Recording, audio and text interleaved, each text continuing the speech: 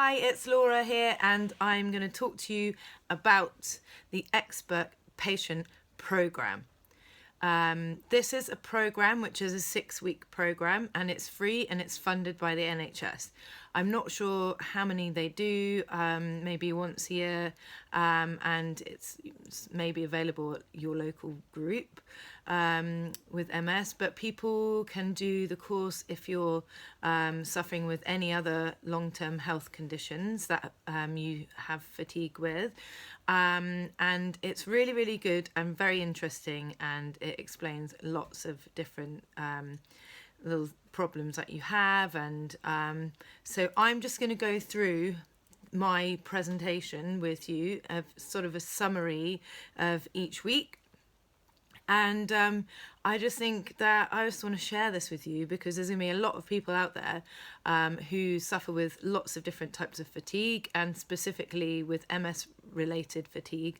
It can be quite challenging because people don't know that you have MS sometimes. People always like, oh, you look so well, like I don't even think there's anything wrong with you, and oh, everybody gets fatigue. I get really tired, I've got a kid, or I get really tired because of this, that and the other. And it's really hard to try and explain like the specific problems that you have with fatigue as a thing. And I think that it's really hard for people to understand, and it's really frustrating because it's quite hard to explain what it is in a very short sort of explanation in a conversation, like, oh yeah, oh but you've got MS, and oh yeah, so what's wrong with you? And sometimes it's hard to just summarize all these points and to give examples so they understand what you understand, etc., etc.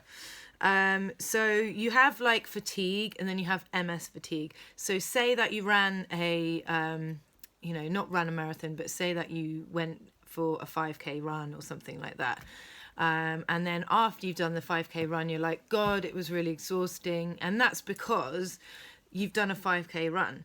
Well, when you have MS, to walk down the shop, it can feel like you've done a 5k run.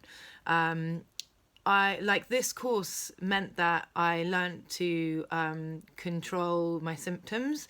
So before, when I wanted to go out and I felt like I wasn't poorly and everything was fine, and I thought I didn't have any symptoms, and basically I made it from the bus, and I maybe like went a little bit further to go to the shop or something. And I sort of got to the shop and that was all fine. And then my fatigue just came over me so strong and so quickly that I couldn't even get to the end of the street.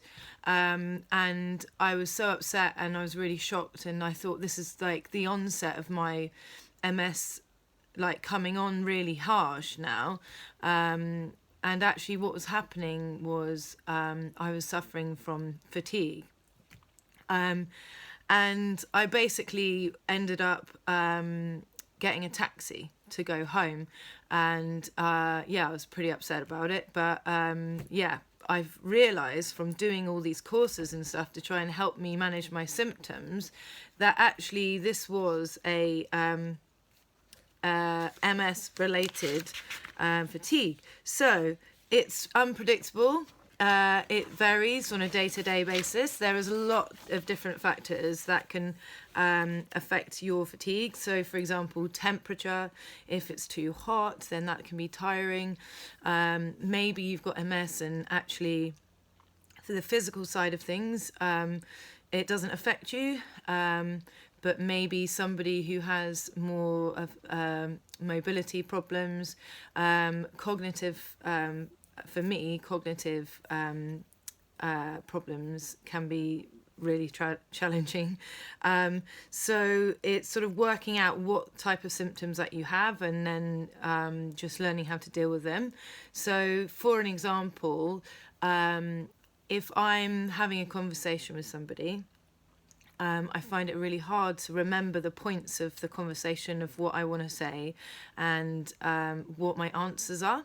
And that also was due to my brain operation and stuff. But it's almost like you have to have strategies of maybe a conversation and things that you learn to be able to have a conversation. And some of the other things I think that is beneficial is like planning your routes and things. Like, I know that to go to a certain place, I know where the points are within that route that I have to have my rest at. So there's no point pushing it to past my limit, because then I can't walk to the end or get the bus to the right place, and it can be it's not worth pushing yourself. And that's something that you don't want to have to deal with, and you don't want to admit to. And I think that that's one of the challenges when you first get diagnosed, is that you just want to be back to normal and you can't believe that you've got it, and you think, oh God, not me, and actually what's happening is, a shock. You sort of have this shock, horror, disbelief. And there's 5 stages of grief, which is like dealing with your MS and all the things all the just levels of having MS and what happens. But that's like a different thing to talk about. So this was the kind of first day or first week that I had my course, and I had my homework and everything like that.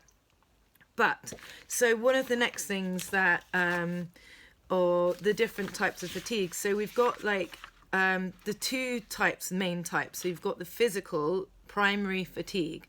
So that's caused directly by people who've got MS. And so that's to do with the central nervous system and how it's damaging the myelin sheath. And it's sort of divided into different types of the primary fatigue. So you have lassitude fatigue, which is the overwhelming sense of the tiredness, which is directly related to doing a physical activity.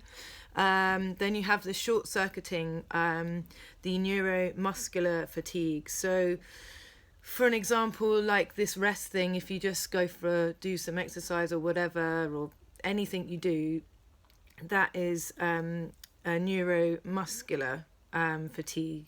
You have to just sort of build your way up a little bit with different things that you're doing. Heat and cognitive. And then the secondary type of fatigue is the fatigue that's not directly caused by the MS itself, but some of the other factors that may be due to the consequence of living with MS. So things like sleeping difficulties, feeling depressed, having a low mood, anxiety, stress, nutrition, which then can relate to other problems that you have, like IBS and things if you don't manage your diet properly, pain, the kind of physical deconditioning of your body that's happening if you don't keep yourself active.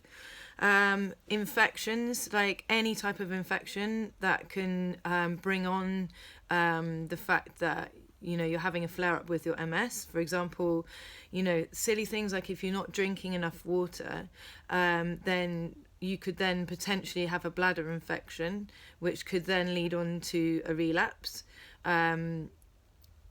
It's such a fine line between all the different things that you suffer with MS. So it's really important that you keep healthy, you keep doing it. Sort of like a full-time job having MS, I feel.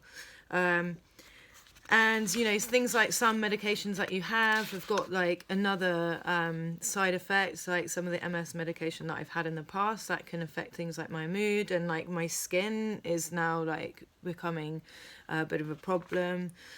So I guess one of the benefits that I had was having like a little book, so you can keep an eye on your activities, and you can measure your time, your activity, and how you're feeling. So you can just sit down, have a little blank book, get yourself some homework going, and be kind to yourself, and just like be open and just be like, okay, cool, I watched the telly actually for half an hour.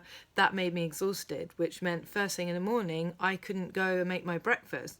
That's like, everybody's got the different types of like a daily schedule. I have my my rest time personally mid of the day, which gives me enough energy to survive the rest of the day. So it's like really about planning, and being an old event manager girl, I sort of use that skill to just manage the way that I live my life. So yeah, so for me, that is week 1 of the expert patient program, and thank you so much to all of the course people that I went to go to in the Sussex County Hospital, and this is just great. So you guys, you need to listen to your week 2, and I will hopefully divulge some more information, facts. Okay, signing off, bye.